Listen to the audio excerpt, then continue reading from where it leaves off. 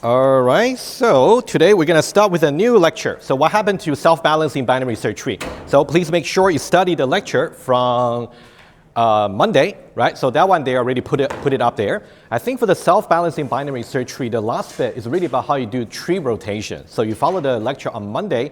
That one there, I talk about what does it really mean for the BST to be balanced and how we can restore the balance using the left rotation. It's just one of the cases. So I think that the rest would be just do more example just to convince you that if you try to do different cases for insertion and deletion, you will be able to restore the balance. Sometimes you might need more than one rotation, that, especially for deletion. Okay, so I think for that part there, you can definitely follow the slides, but I would suggest we move on to the graph lecture right away because this one here is going to be big, right? So please don't print out the slide just yet. I do expect to extend the graph lecture quite a bit, maybe towards the end. So maybe just load it to your tablet computer. If there's any update, I'll definitely let you know, right? What about tutorial for tomorrow? I would suggest we move all the examples about performing rotation on the paper, right? Let's not do Java tomorrow, if that's okay, right? Just do paper exercise. I'll show you very quickly, all the materials has just been posted. If you go to the lecture site, you will see the under tutorial number 4, all right? So please make sure tomorrow, you gotta make sure you review about how you can do binary search tree insertion and also deletion. So these two were covered in Monday's lecture, especially for deletion. So please make sure you are prepared for that. And then if you click on the instructions, right? If you click on that, I'll just go, just point out to you very quickly, just a heads up. So there are 3 sections over here. Section 2 and section 3 are just about 5 or 6 different examples. I will choose maybe about 2 or 3, the more complicated one. We can do it together. I can make it more interactive. Please make sure you bring paper or tablet. Be prepared to draw. It's going to be a fun section tomorrow, right? Just come in time, and then we go over at least 3 examples together, right? It's going to be, we're going to go over with you all the entire process, right? I think there's a typo there for section 2. It should be after insertion. I'll fix it, okay? And then section 1 here, I will encourage you guys to really think a little bit about section 1 over here.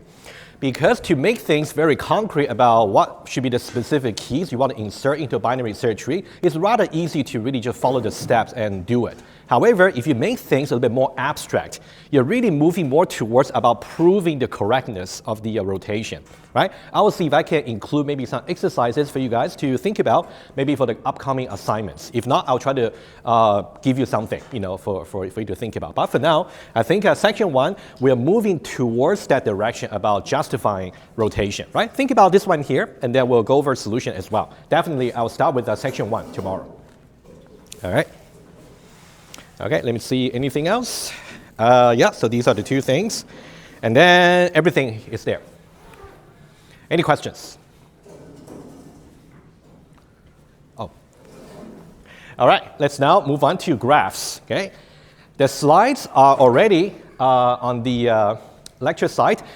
First of all, it's going to be a very big lecture because, you know, to me, 3101, you know, once we did some very thorough review on the binary search tree asymptotic analysis, now we are able to see something that's much more general than trees. We'll see many interesting example, algorithm, and etc. You can, the roadmap for the rest of the semester is very easy. You can think about, we're going to talk about graph until maybe the very last 2nd or 3rd class. Maybe I'll leave maybe 2 classes to talk about dynamic programming if we have time, and possibly about NP completeness. That's also in one of the course learning outcome. But I'll rather spend more time with you guys on the graph. I think that's going to be the most useful topics about graphs, okay, for you to leave beyond this course. All right. Let's now just see very quickly about what you can expect to see from this lecture. Very vague, right? But of course, we'll fill in the detail. For today, it's going to be very relaxing in the first half. We're just going to see definition about a graph. I know some of you may have learned a little bit about graph from 2101. Completely okay, just another review for you. But I think we just have to assume nobody, as a standing point, you haven't really learned about graph from 2101. That's what I assume. All right, just bear with me if you have already learned about graph. It's going to be fun. So we're going to see vocabulary. So today and also next Monday, I'll just talk about the general terms about graph. Today we'll see, and then we'll see a little bit more tricky terms maybe on Monday as well. And we'll try to do just use example to illustrate the different concept before we get to algorithm. And after we go through the basic term and properties, just like how we argue about properties on trees, tree is recursive, so is graphs. So now in this case, if you want to, whenever you give some property, number one, of course, you want to know what the property is. Number two, you should be able to apply the property to some example graph and make sure they really work. That's something I'll do today as well. And number three, you have to know how to prove the property. All right? So that's something I will also need to make sure I look after you guys about mathematical induction. Right? So I think in the lecture, the mathematical induction we're going to do is going to be mostly focused on the graphs, but we can dedicate one tutorial session. We can go over just about mathematical induction in general. Maybe you pick it up, maybe from the high school. If you haven't, that's okay. I'll just give you all you need to know, and I'll go over lots of examples about mathematical induction. It is so important because when you want to prove about certain complicated algorithm, you have to use mathematical induction. Right? So that's something you can also look forward to. Okay, properties and algorithm, right? We're gonna see the most basic one will be how you can traverse the graph. How you can traverse the graph. For trees, you got pre-order, in order, post-order. For graph, you got either depth first or breadth first. So these are the two things. But we wouldn't get there until I would say about 1 or 2 weeks from now. We'll get there, maybe slowly. Okay. Okay, depth first search and versus breadth first search. Once we learn about these two, most of the algorithms that you're going to design, either something we're going to cover or something you had to design by yourself, will have to be somehow based on either depth first search or breadth first search, because they're simply just like a way to systematically go over all the nodes, like all the vertices in the graph. Right? I'll give you more insight when we talk about it. And topological sort, that's also going to be something very interesting, right? We'll get there. And topological sort is definitely, it's called sort, but nothing to do with what you want to do merge sort or quick sort to sort like an integer list, nothing like that, right? It's actually something very interesting for you to see.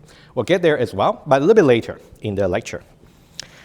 And minimum spanning tree, also a very useful algorithm to see. We got to define what a minimum spanning tree is, and then we're going to see algorithm, and we're going to trace the algorithm, and also we're going to do correctness proof as well, some sketch at least. And for all the algorithms that we learn, you also got to make sure you can trace them properly. That's something we'll do as well. Okay. Okay. Let's see.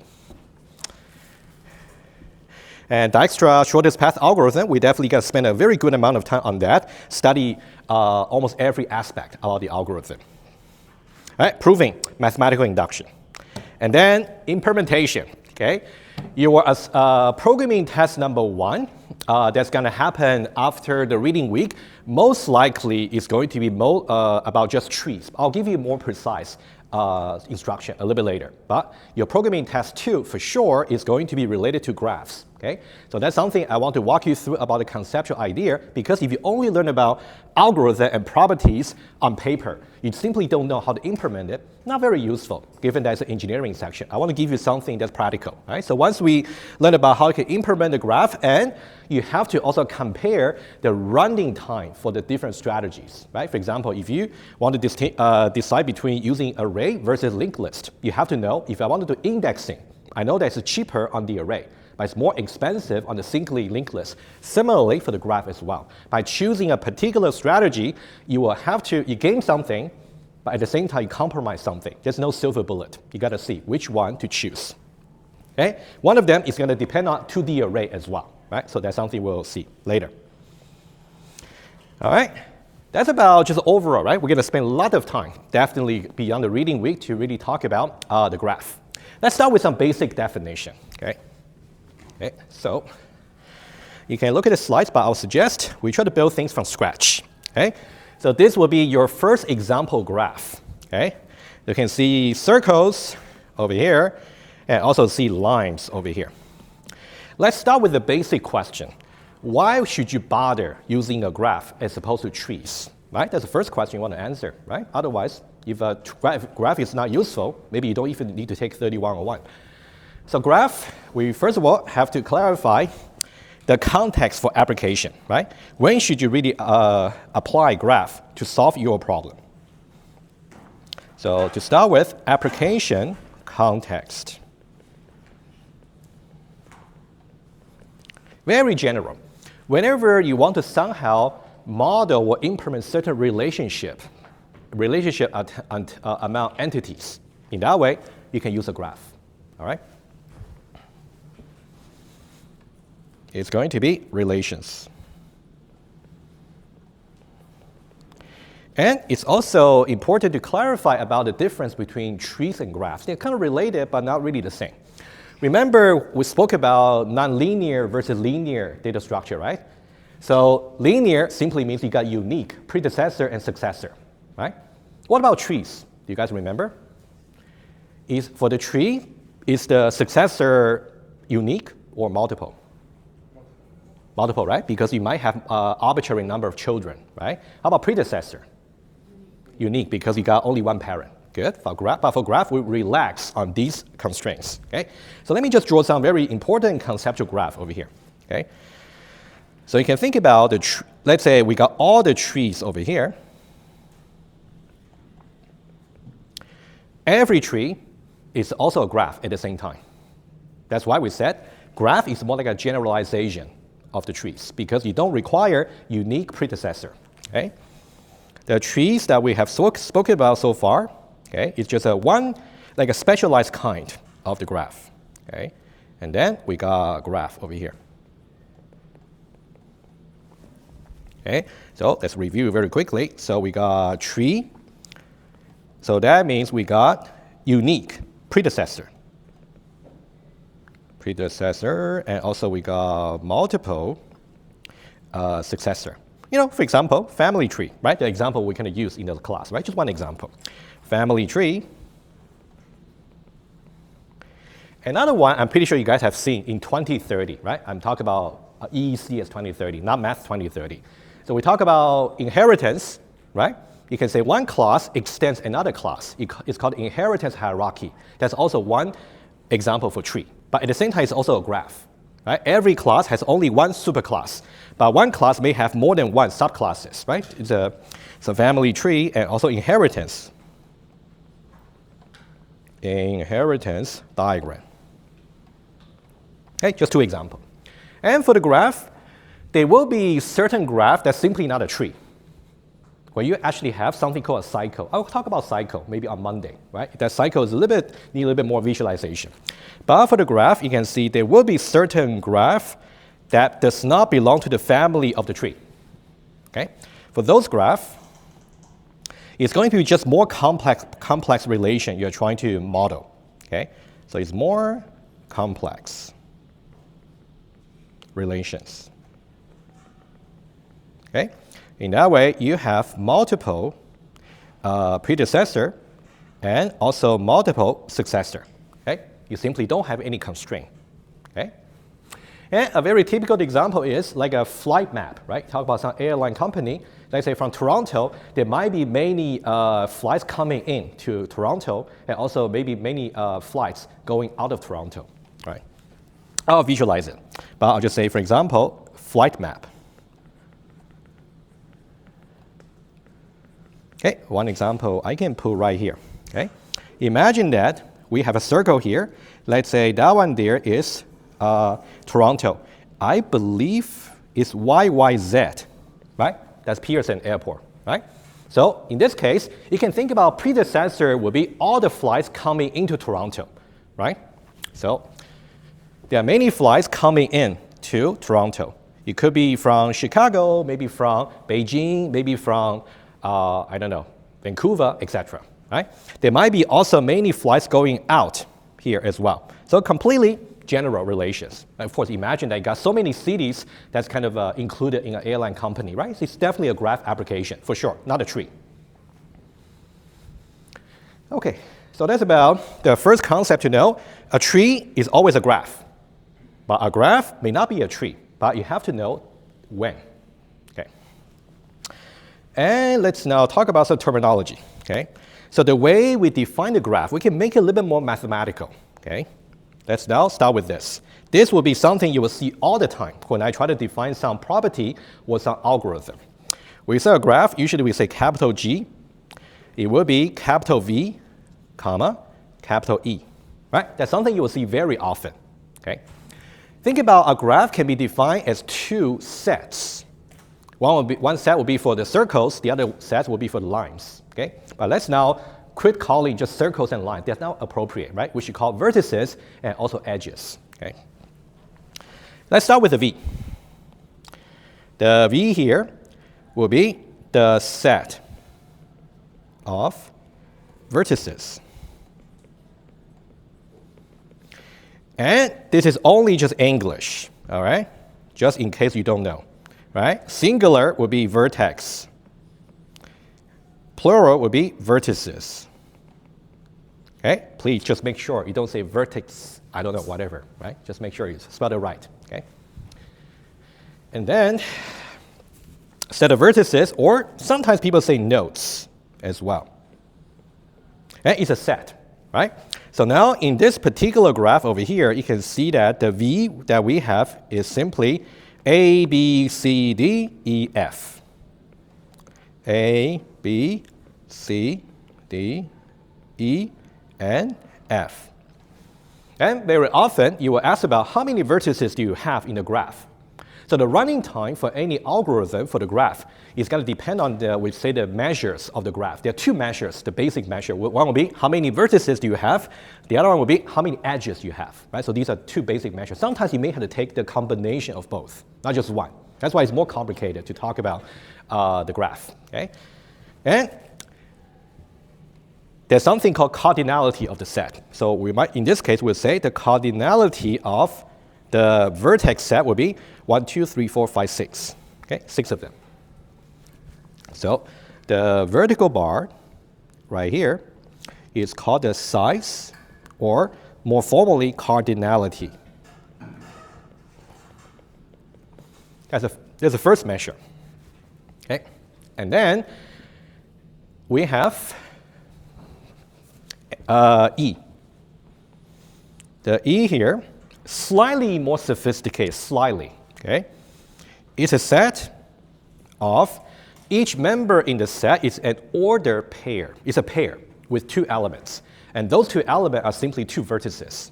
All right? Let's now write it down, and then we'll see example. Okay? Set of edges. Or sometimes people like to say arcs, A-R-C-S. But definitely, the standard one you will see all the time will be vertices and also edges. Okay? Oh, just an aside. Okay. So graph theory itself is a very important branch for theoretical computer science. So for those of you who are really, really interested in studying for the graph, the topic that we cover very limited topics. We only got limited time for this semester. For those of you who really want to dive deeper into about graph, algorithm, property, etc., you may want to think about some book on graph theory only, not just on algorithm.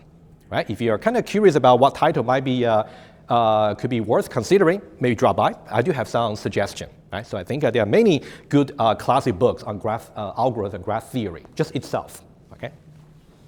All right. So for edges, okay, it's going to be a set of edges. Each edge will be an order pairs. Order pairs. Basically, some vertex 1 and then some vertex 2. All right. Let's see example right away.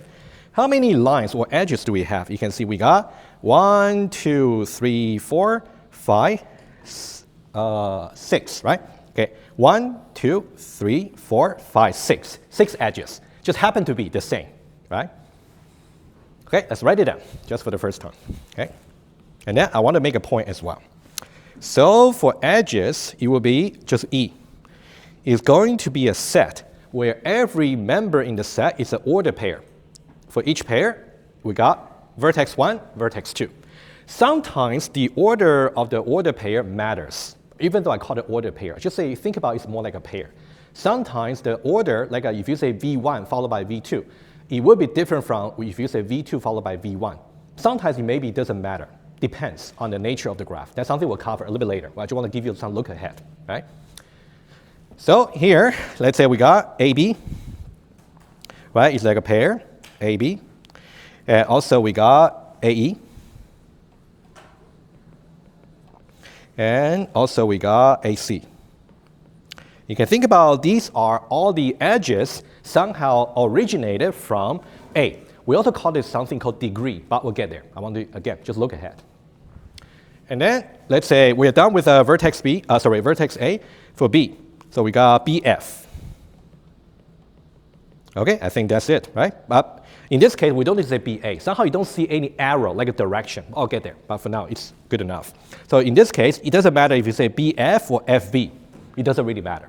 If you do see some arrow as part of the line, in that way, you can only say BF, but you cannot say FB, right? That's something I'll emphasize again, right? Just not yet. All right, we got BF, and what about from C? We got CD. CD, and then we got DE. Yeah, I think I covered everything. And cardinality of the edges, like how many pairs do we have? We got 6. All right, awesome. All right. There will be some very interesting property. I just cannot stop myself mentioning to you, right? So somehow, if you look at somehow the number of vertices, number of edges, they seem to be like an independent, like a measure. Not really. They're kind of closely related. All right. I want to write down some very quick equation here, but that's something for later. Okay. There will be some special case. I'll just put it here, and then you will see what that special case really is a little bit later. Okay. Special case when you have the V will be exactly, oh, sorry, let me say it again. The number of edges will be exactly the number of vertices minus 1. Some special property can be argued from there, right? But we'll see that later. I just want to mention that, right? So when you study, for example, later for the test or the exam, you can ask yourself, because at that point, you would have already know what this really means, okay? Okay, and next point. Because V and E, they are sets. V here and E here, they're simply set. That means each one of them can be a universe of disclosure. Why am I talking about this? Remember in the math review lecture, right, which you guys are supposed to, study, right? Whenever we want to use the logical quantification, either for all or exist, you have to somehow say, which universe of disclosure does this variable belong to? So when we actually talk about different properties or we want to use mathematical induction, very often you have to use predicate logic to specify the most precise way, right? So that's why, just notice that V and E, each one of them can be some universal disclosure. Okay? I'll give you an example. Okay? Let me write it down first. So V and E, they are simply universe of disclosure. A set. Any set can be a universe of disclosure. Integer can be a universe of disclosure. And also natural number can be as well. Or simply a explicitly enumerated set can be, can be that too. All right, let's see a quick example. Okay? So for example, I may want to say, for every x such that x is a member of vertex, which means x is a vertex in the graph. In that case, I want to argue some property about x. I wouldn't elaborate just yet. We'll see example very soon. If not today, definitely maybe sometime next week. Okay? Another example would be the edges as well. You can also say there exist some vertices x and y. Let me just say A and B. That's okay. Let's say A and B. So first of all, A is a vertex.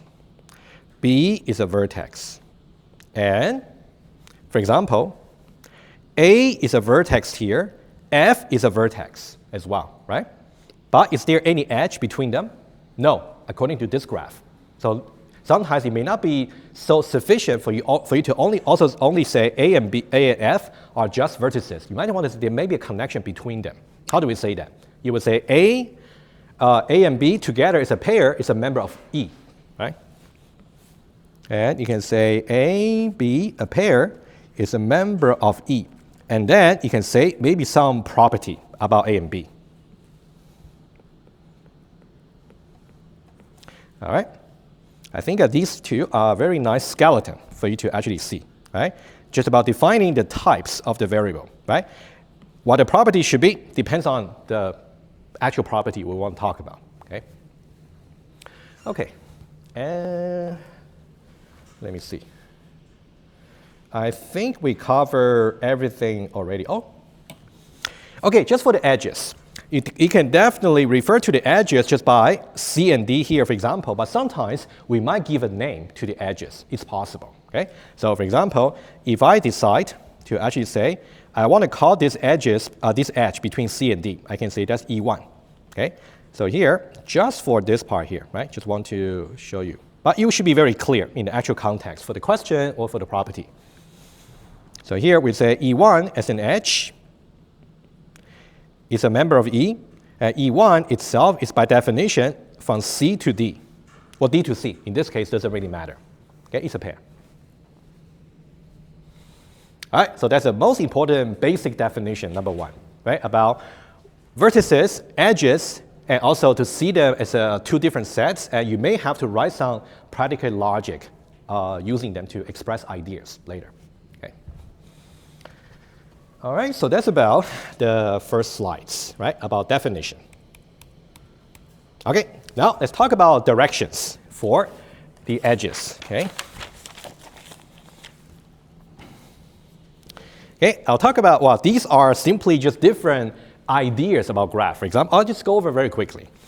Control flow, data flow diagram. So if you study any software engineering testing course, maybe you'll do that later, or if you got any idea about software testing, you very often have to somehow draw the control flow and data flow. Very likely, compiler can do it for you. You don't really have to do it manually. But anyway, control flow, data flow. I'll give you some example very soon. Oh, sorry. Right here, okay. Control flow, data flow diagrams, right? So that's for deriving test cases, right? I'll talk more example later. I just want to go over very quickly. Social network, I'm pretty sure you guys don't use Facebook anymore, right? If no, Instagram, maybe other social network, you can actually add people as a friend or maybe, I don't know, contacts, right? It's definitely one way to really show direction, right? Maybe you add somebody as a friend, but they don't add you back. I don't know, maybe something like that. And also GPS, that could be a very good example as well. But you want to think about, let's say in Toronto, most of the roads may be simply bidirectional, right? Can go both ways. But in downtown, there might be some road that's simply one directional, right? So you got to be careful about how you do the direction, right? And then collaboration network is a very textbook example. You will see some diagram actually on the slides, right? Just about if I collaborate with you and then there should be a connection between us, right? Okay. Degree requirements, okay? I can put it right away. Requirement, so whenever you want to decide whether you want to have direction for your graph, think about if there's kind of like a dependency or order or maybe flow among the relationship, okay? Okay, let's now for direction, okay? Whenever you want to make your graph directed, that would imply you actually want to somehow encode or reflect certain dependency, flow, and also order. Okay, I'll give you an example. Okay, so it could be some dependency, could be some flow, and also some order among the nodes. And notice that dependency and order, dependency, flow, and order, they are not necessarily meaning the same thing. That's why I kind of put it separately. You can think about flow and order, maybe they are similar, but dependency is something like a stronger constraint. Okay, let's see example. Okay. So when we talk about dependency, right? Dependency. Well, let's use your degree requirement as an example, right? So whenever you want to take a course, you better look out for prerequisite, right? Otherwise, you might be de-enrolled at some point, right? So let's talk about prerequisite. There's something called co-requisite as well. We'll talk a little bit more about prerequisite algorithmically when we talk about topological sort later, okay? So dependency example, right? Say here we are now in 3101, and we know pretty well in order for you to take this one here, you must have already completed 2101. And similarly, before 2101, you should have already completed also 2030. Of course, before that, maybe 1021, 1022, 1720, right, etc. You see my idea. So the arrow here is very important, right? The fact that you say that 2030 and then followed by 2101, you're saying that whether or not 2101 can be taken depends on whether or not 2030 has been completed. So the arrow here is actually very, very important dependency. So imagine that if you have a very complicated graph with so many dependency among them, but now you want to say, oh, given all the prerequisite for all the courses in CS degree, can I somehow map out certain route or path for me to graduate with the honor program? There might be different routes for you to go, but can you just give me one? Well, I can give you one example that is this legitimate according to the requirements, right? So this is something we can learn about algorithmically. It's called topological sort, all right? That's for later. Okay, dependency here, to really sort it out, is called topological sort. Later, okay. Okay, so something may not be like as strong as dependency. It could be like a flow and order, right? So for example, I may have, let's say, the flight company, let's say the order. Let me just also use purple. Okay, okay, let's say order over here. Okay. For example, let's say I have, somehow they have plotted the graph. Let's say they have Beijing, followed by Vancouver, let's say, and then followed by Toronto. Yeah, Toronto. And this one here is not really dependency. We are really saying you can only travel to Toronto if you have already traveled to Vancouver. That's not what we're saying. We simply say for this particular airline plan, somehow you have to go to Vancouver first before you can go to Toronto, right? It's not necessarily like a dependency, okay? Just like happen to be a flow about the itinerary, okay? So there's some subtle difference here between dependency and also the order, right? They're not exactly the same, okay? All right, so let's now also show you some very quick also terminology, and then we'll go over some of the example, okay? So we call so there are two cases here. If you got one vertex U and one vertex V, okay? Let's say we got U here, we got V here, right? And now, if I have an arrow over here, so that means I have an order pair that go from U to V, but not V to U, right? And this one here is the U here is called origin. And V here is called the destination.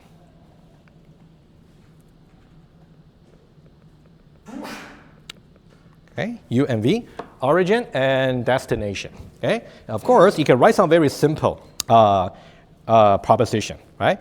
You can say, for example, here, you would say U is a member of vertices, and V is also a member of the vertices, and we say that U and V together as an edge, that one there is in the set of edges. On the other hand, V to U, we don't see that direction in this example here, so that should not be a member. And for that one there, we'll say V, comma U is not in E. Okay? And let's see some contrast right away. This, oh, by the way, this is called directed edge. Directed edge. If, I'll get there a little bit later, sorry.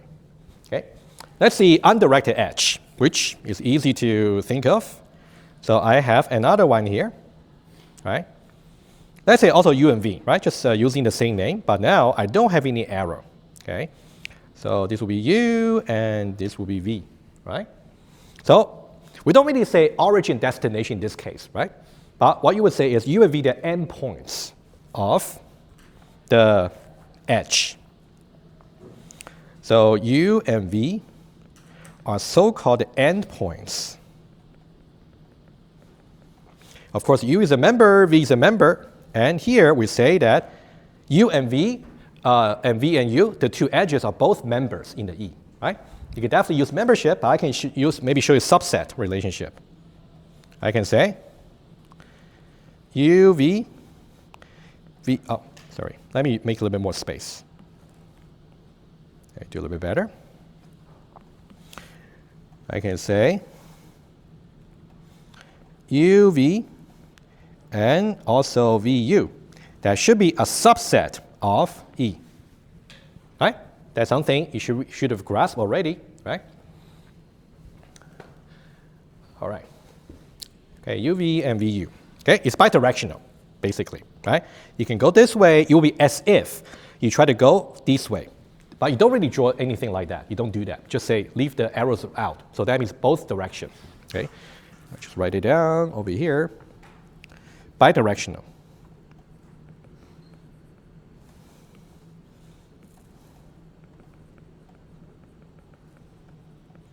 Okay. Let's see some example here, okay? Let's say control flow diagram or data flow diagram. If you're interested, you can feel free to Google for data flow diagram. You can see some example here. It's just about how the variable is being defined, being used, and also being updated. It's really about that. Let's see control flow. That might be something a bit more straightforward. For those of you who took maybe 10, 12, I know that the instructor there did maybe a flow chart. That's really what we're talking about. Just one example graph, right? Let me just put it down, okay? You can think about every vertex in the control flow diagram is going to be some programming statements, a single one, atomic one, okay? So you can think about we have, let me draw just a rectangle, but it really should be like an oval, like a vertex, okay? So control flow diagram, okay? Control flow diagram. For example, I can say, now I define int x equals 3, okay? And then the edges here is saying, I want to say the next line to execute in my program should be another programming statement. So now a decision to make. Should this edge here be directed or undirected? Directed, right? We're doing sequential execution. Very good, you know, easy decision to make, right? So let's say I want to do followed by another programming statement here. X is assigned x plus 2, right? And then let's say after this, we have a decision point. And that one there, x larger than 3, and then you might go either way, right? You can go with when that's true, you might go here when that's false. In practice, you really don't have to draw such diagram by yourself, right? They do have some automated tool by using some compiler technology and give you this diagram, right? So that's outside the scope for this course, okay? So that's control flow diagram. Okay, it's just about, about friends, etc. Okay, this one's interesting. Let's talk about this one here, okay? Let's say for GPS, let's say for Toronto, okay? Okay, let's say road map for GPS, okay? First of all, let's say you are trying to implement this graph for a certain city. The question is, should it be directed or undirected, right? If you're saying directed, what does that really mean, right? Let's say, for example, let me just try to draw over here. Star, star. Star, star, okay? Let's say I got some rows over here. Let me see. Let's say this is Steels, and this might be Finch. All right, and then over here, this might be Leslie, and this might be, how about Woodbine? These are real streets, actually, but you don't need to worry. Just some names, right? So now, how do we actually model this as a diagram, right? You don't necessarily have to actually include the names in the part of your vertices. Let's say just V1, V2, etc. So let's talk about intersection, okay?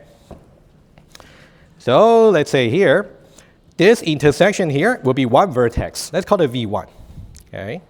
And then this one here is called V2. And then this one here is called V3.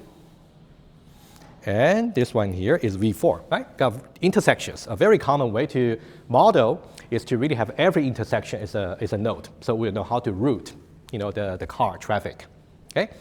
Just say hypothetically, okay? Let's say this part over here, you can only go from north to south. Let's say. It's not a real case, right? Just let's say, okay? On the other hand, let's say this one here, if you want to go north, you can only go north. You cannot go south. But here, you can go either west to east or east to west. All right? So I already kind of gave you out, right? So in this case, if you want to model a street layout like this, in that way, your graph cannot be simply undirected because it's not bidirectional always, right? So this is what we call a mixed graph, okay? That's something you will see also in the slides, but I want to mention that. So mixed graph is simply a mix of directed and undirected edges, okay? So this is what we call a mixed graph. And then I'll also talk about something just for your intuition.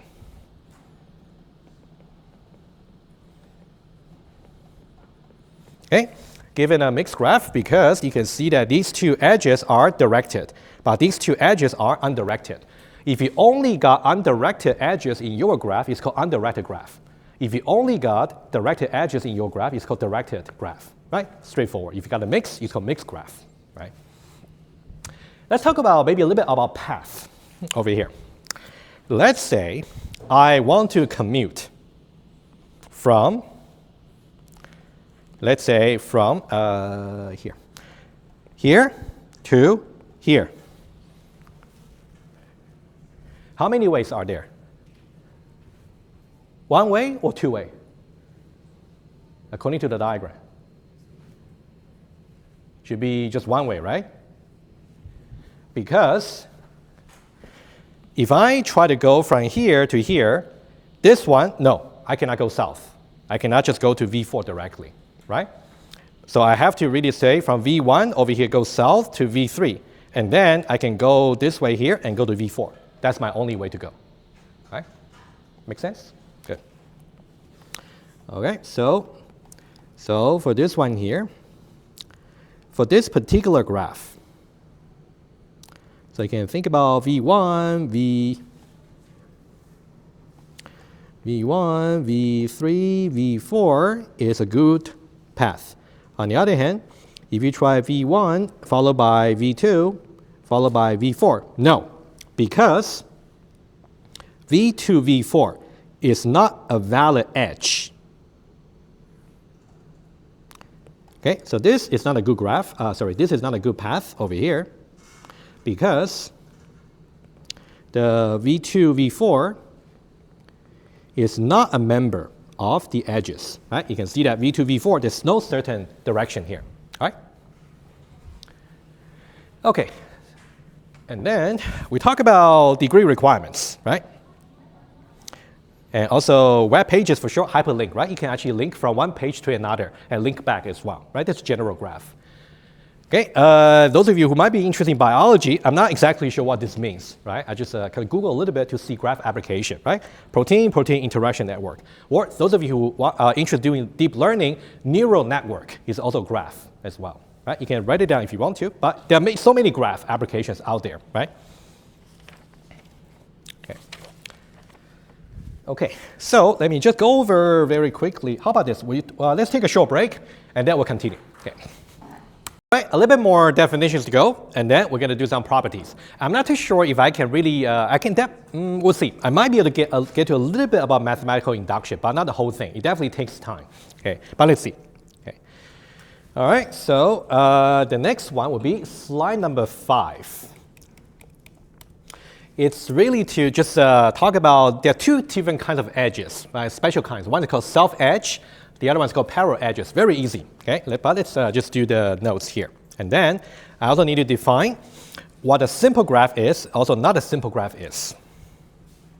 Okay, right here. Okay, let's start with something called self-edge.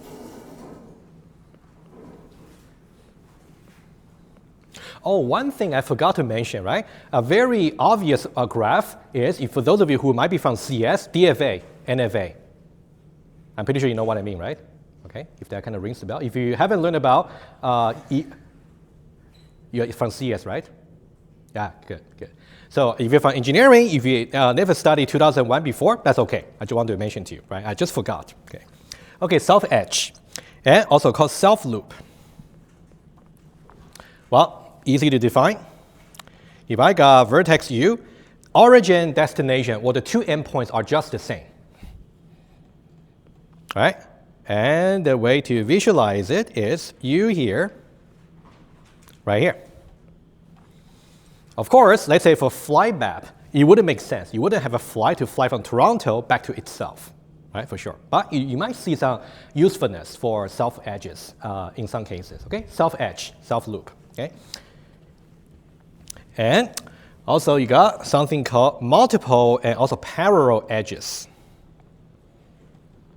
Multiple and also parallel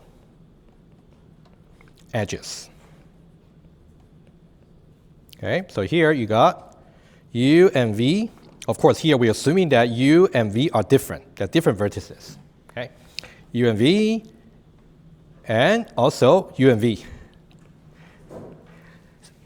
It doesn't really make a theoretical sense because U and V, they look identical. So it's better to, of course, to really make it work, you may have to tweak it a little bit, you know, for the sets. But I wouldn't worry about it. Let me visualize it. Okay. We wouldn't see much example about, I don't think we'll have any example about parallel edges in the lecture, but I'll just visualize for you. So let's say we got U here, we got V here. Somehow we got one edge over here called X. We got another edge over here that could be maybe for V.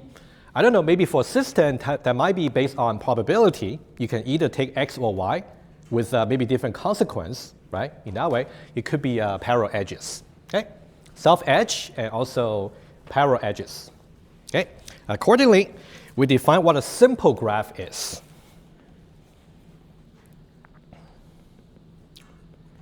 Simple graph. Okay? Okay? By definition, a simple graph is simply a graph without self-edges and also without multiple edges. As easy as that, all right? So a simple graph is simply a graph without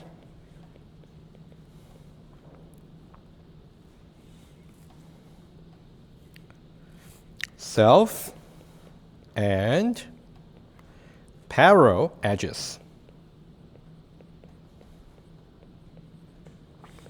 So we'll see later, whenever you see any property or theorem that we want to prove about a graph, we'll usually start with given a simple graph. In that way, you will know right away, you don't need to consider anything about self-edge and also multiple edges for the property.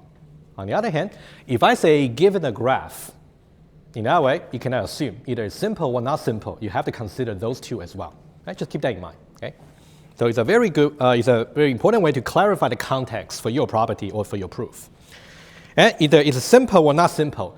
You don't really say simple and hard graph. You don't say that. Or simple and difficult graph. You don't say that. Just simple or not simple. Okay. And we got another one called not simple graph. Not simple graph. It's basically a graph with either self or parallel edges, either way. As soon as you have either this or this, the graph is no longer simple. Okay. Okay, so that's one. Hopefully no question here. All right. Okay, next one. Let's talk about degree. Okay, that's also a very important concept for graph, especially about vertices as well. Okay, that will be the last set of vocabulary I would like to cover today, and then we will look at some property, right, until the end of the lecture. Okay, and then we'll see more terms on Monday next week. All right, degree. Let's now start with some important definition. Okay. So let's say we got two vertices. We got U, and also we got V. Okay. And then we learned before, these two are simply two endpoints. Let's say it's undirected, just for now. Okay, let's say. So we got endpoints. Or if you want to say there's n vertices, that's also fine. Okay? Yeah, just in this case, you cannot tell which one's origin and which one's destination, right? Just endpoints. Okay. Oh, I forgot to draw the edge. Okay. There we go. Right here. All right, so there is a very important saying over here. Okay. We say that, let's say this edge here. Okay, we say that the edge, which will be, let's say UV, is incidence on U and V. It's all basically saying the edge here connects these two vertices, but incident on is also something we'll see quite often, especially when we do the depth first search and also breadth first search. That's something you have to know how to compute. Okay? Is incident on, you can think about it connects. Okay? For example, you can see that over here, this is incident on A and B. Oh, it doesn't matter if there's either directed or undirected. Incident on simply means which two vertices it connects. Okay? And then let's see n vertices. Okay, about incoming, outgoing, right? You can see, let's say given this particular vertex A, right? You can see there are 3 edges incident on A. This one, and this one. So the number of edges incident on A is called its degree, first of all. Right? So the degree of A is simply just 3. Let's start with that. So the degree of A over here would just be 3. We also write DEG for short. Degree of A, vertex A, is simply 3. Okay? And also, the edges incident on A will be all the edges whose one of the connection point involves A, right? Which will be this one here, and also this one here. Okay? So there'll be N, O, and Q. Of course, if you want to say AB and also AE and also CA, that's also fine. But since we have the names for the edges, we can just mention the name. That's fine. Incoming, outgoing edges, right? Out of all the incident edges, let me also say this. Also, for these 3 edges, we also say these are the incident edges.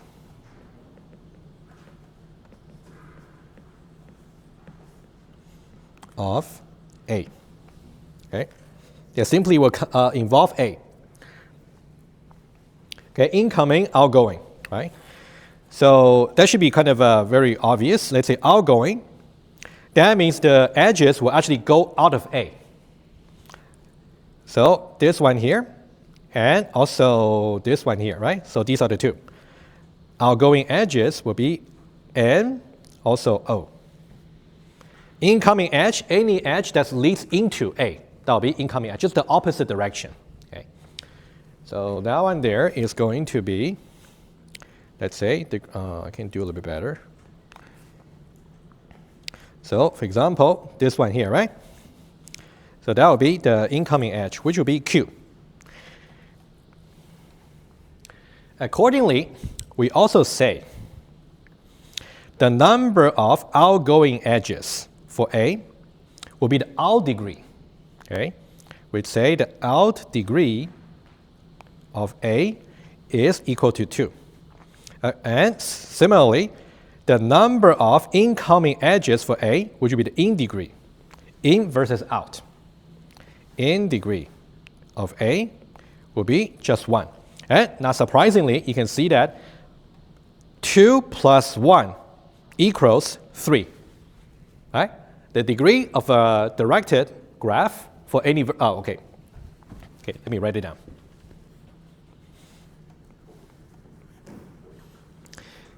In a directed graph, the degree of some vertex x will be the in degree of that vertex plus the out degree of the same vertex. Okay, assuming that X is a vertex. All right, that's obvious too. Okay, in degree, out degree, and also degrees. And this one here, n vertices of n, right? You just got A and B, right? That one's straightforward.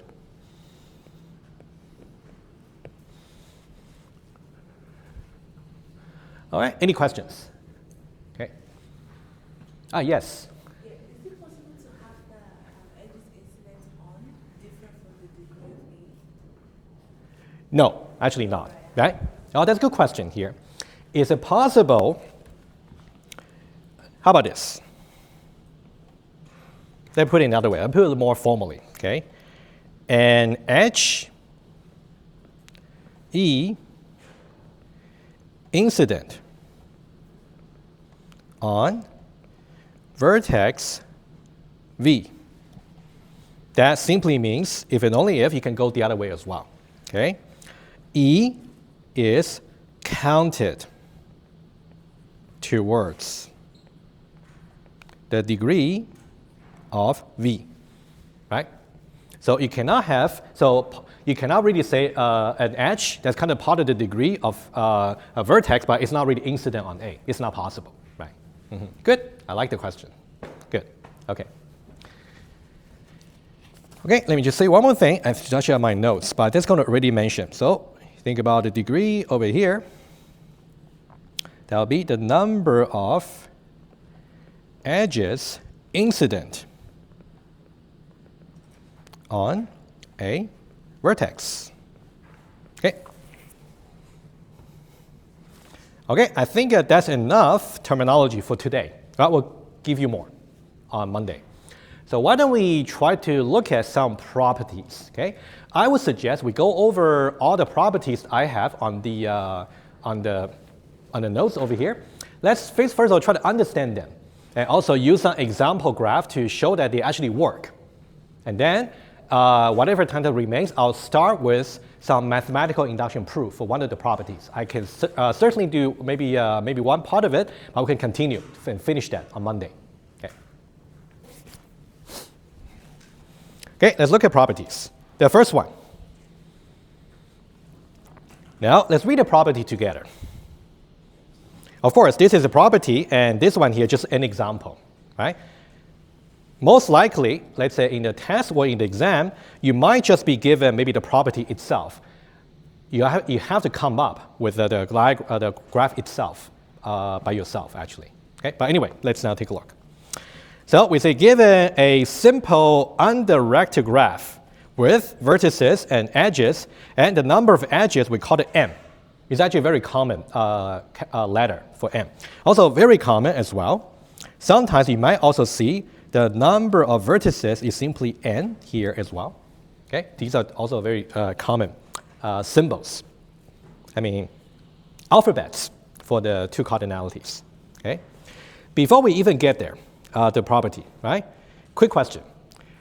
When I say simple, what does that mean? Yeah, go ahead.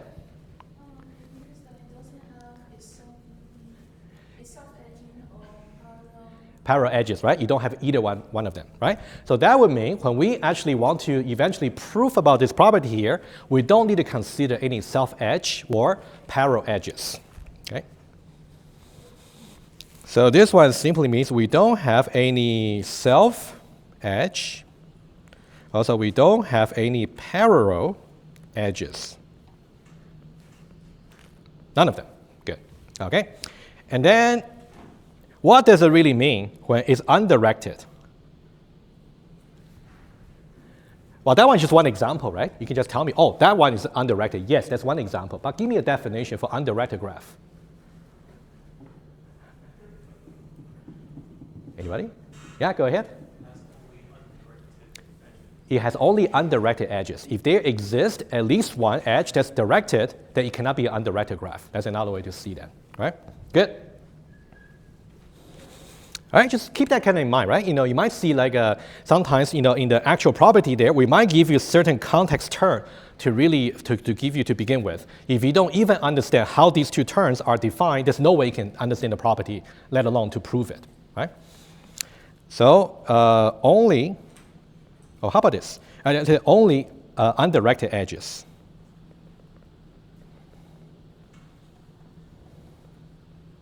All right. And then, all right, sigma will also be your friend for this course, right? So I think sigma is rather easy. So I would say, as we go over example, you can easily pick it up, right? This is saying we are trying to sum up the degree of all v.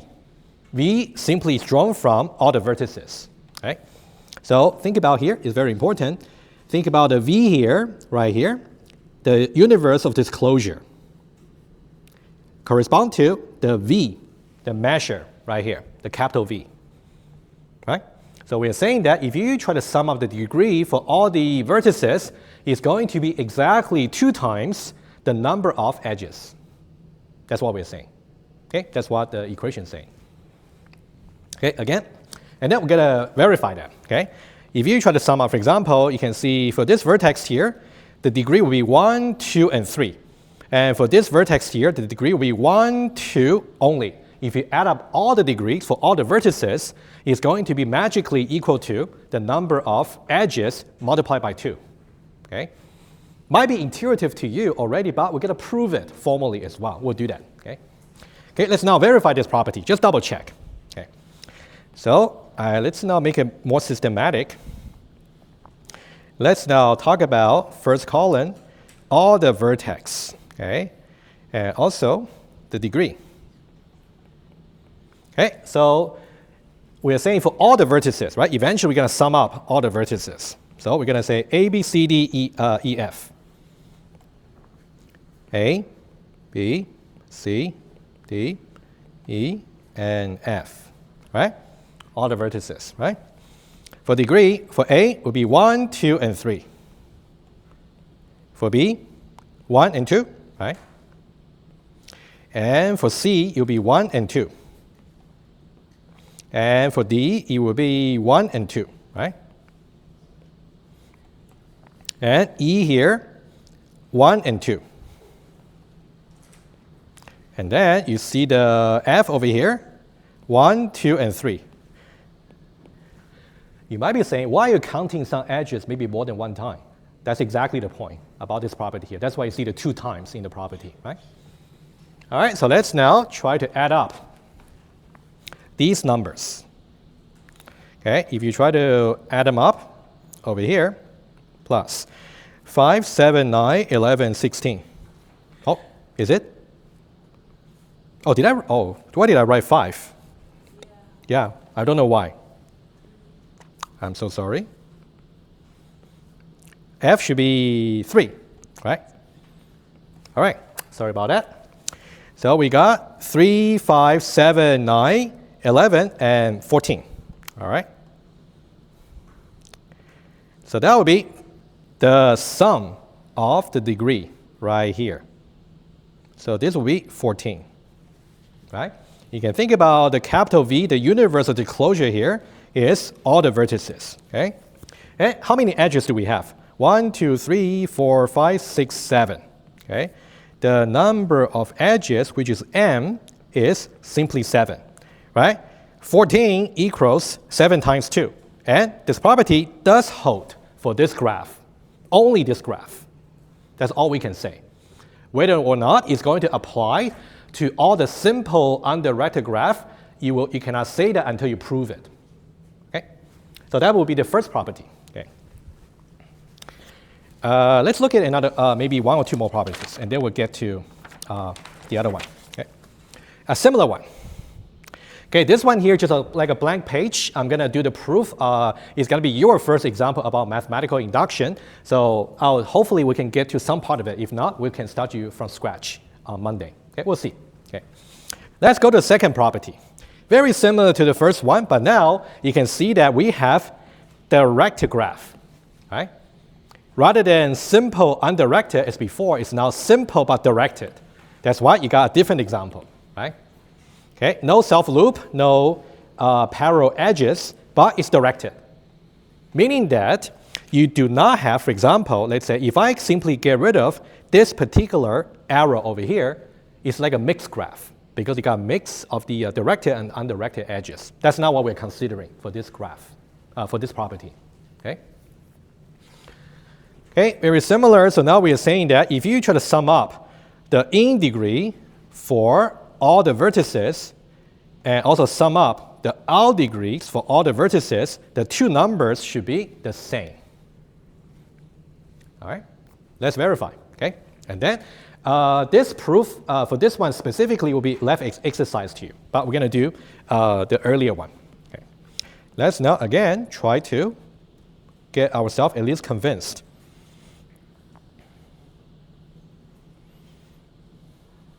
So we got the vertex.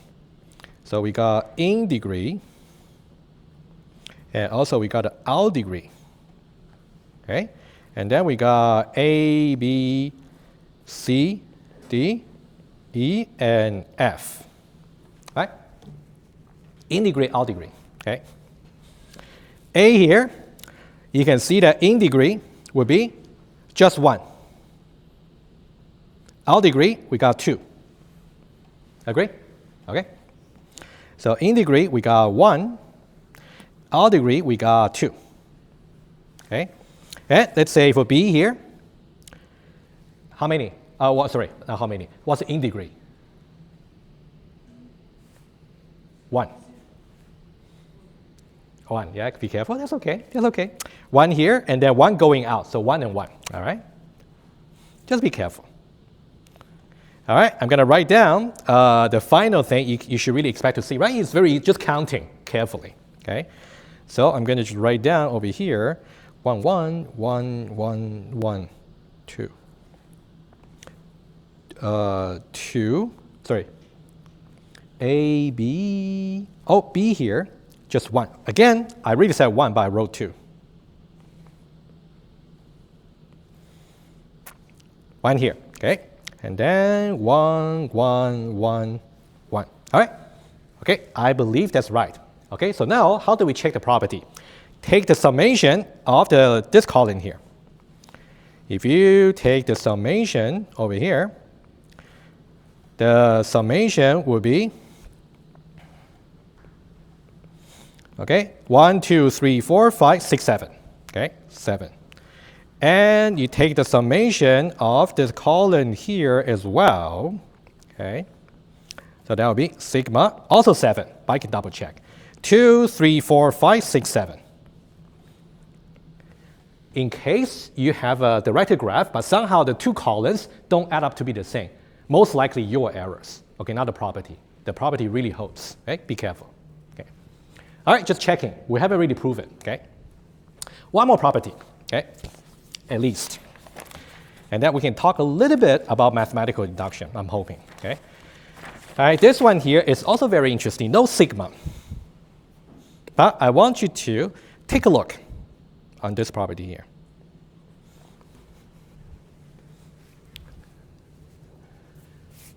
Again, we talk about simple undirected graph.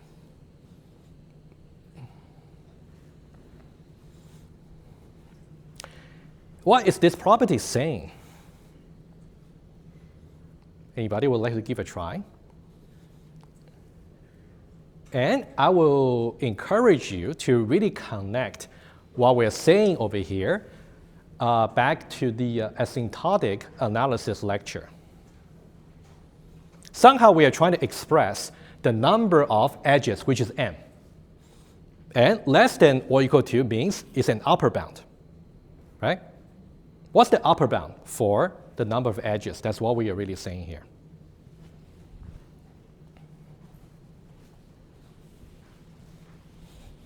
Of course, you have to highlight this part specifically. Okay, of course, the formula itself, I'll show you some intuition about how to really get yourself convinced. But this one here looks a little bit like the arithmetic sequence sum. Not exactly, but a little bit similar, right? Anybody would like to give a try? So what we are saying here, we're basically trying to define the upper bound of what? Go ahead.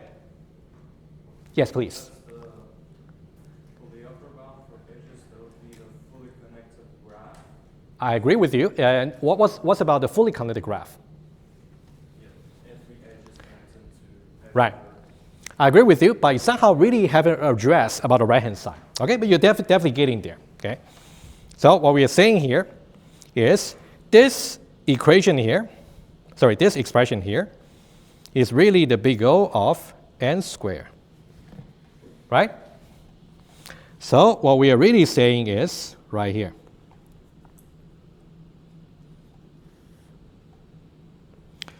The number of edges is the big O of the number of vertices squared. That's what we are really trying to say. Okay, we're trying to do some upper bound. You cannot go more than that. Question for you, what does that mean when we go more than that? Why is that not possible? That's an important question. Go ahead first. Wouldn't it just break the property? Which property? I like it. What property would it break? I don't know. Okay, that's good. It's a very good start. Diego, what property are we going to break? Would it be a simple graph anymore? I like it. Why would it not be a simple graph anymore? Because which property do we break? That we don't have any self-connection or parallel connection. Something like that. Yes, exactly. Okay. I'll just maybe sketch a little bit, hand wave. Okay. This one here is really reaching the upper bound, exactly the equal sign that we'll see. I'm really asking, what if we try to go more than that? If you want to get a number of edges more than this particular number here, there are only two possible ways you can do it. Either you will try to add an edge like this, but it will break, simple, right? It's self-edge. Or I may try to add another edge between A and B. In that case, there's a parallel edge, which also breaks the simple, right? Upper bound. So that's why simple here is so important. If I didn't tell you that simple, such upper bound would not exist. Yes? Question? Oh, you're okay, right? Okay, I thought you had a question. Okay, let's now verify this property here very quickly, and then we might be able to cover, okay, maybe that's it, okay. At least we can finish this one. The number of vertices is simply 5. The number of edges is simply 10. You can do the counting yourself, okay? And now, let's now try to verify very quickly, okay? I'll start you with. Let's say we got the vertex over here. And we got A, B, C, D, E. Let's try to approach to the equal here. Try to approach the maximum. Okay, let's try. Okay, let's try to approach the equal. How can we arrive n exactly equal to n times n minus 1 divided by 2, right? Let's see the equal sign. Let's not worry about smaller than. That's something I can, we'll see later, okay? So now what does that mean? That means for every vertex, you got to make sure it's connected to every other vertex, but not itself. Because if that was connected to itself, it's a self loop, right? From A here, it's going to connect to every other vertex. By the way, how many? In this case, 4. But how do you express that in general? Every vertex except itself, which would be, go ahead. Yes, exactly. The number of edge, n minus 1. Yes, exactly right. Thank you. So we are saying that A somehow is going to be connected to all other edges.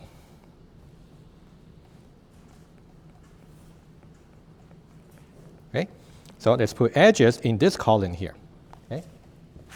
So what I have is, let's say we got AB, and also AC, and also AD, and also AE.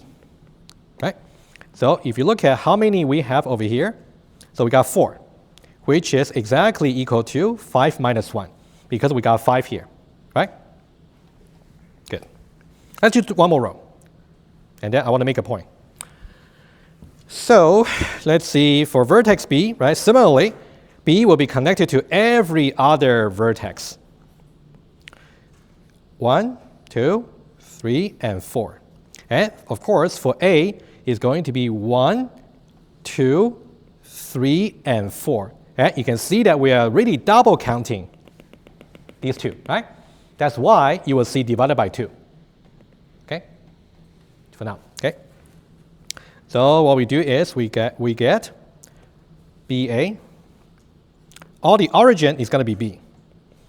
So we have BA, and also we got BC, and also we got BD, and also we got BE, right? So right here, you can see that we have some duplicates right here, but it's actually important. Think about right here. AB here and BA over here, right? So these are the two edges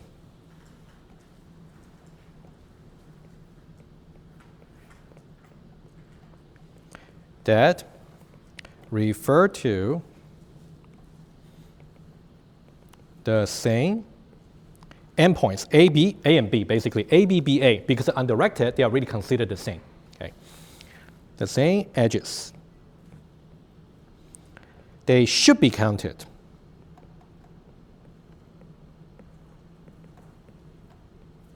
as one edge. Give me 1 minute, please. One edge towards M, which will be the number of edges. Okay? I will revisit this one here, but just let me say one more thing, and then we're done. Okay? If you look at this property again, so now think about this. We're basically saying we are trying to consider every edge. So this N here is every edge. A, B, C, D, E. And then for every edge, we're only considering it connecting to every other edge. That's why exactly N minus 1. So this part here is about every other edge. And the divided by 2 over here is exactly what we just identified right here. You want to make sure you actually count each edge only once. That will contribute towards the value of M, or the number of edges. Right? So think about all the three properties we talk about today, at least understand how to apply them. And we'll start with mathematical induction on Monday. And tomorrow in tutorial, we'll do tree rotations. All right, see you later.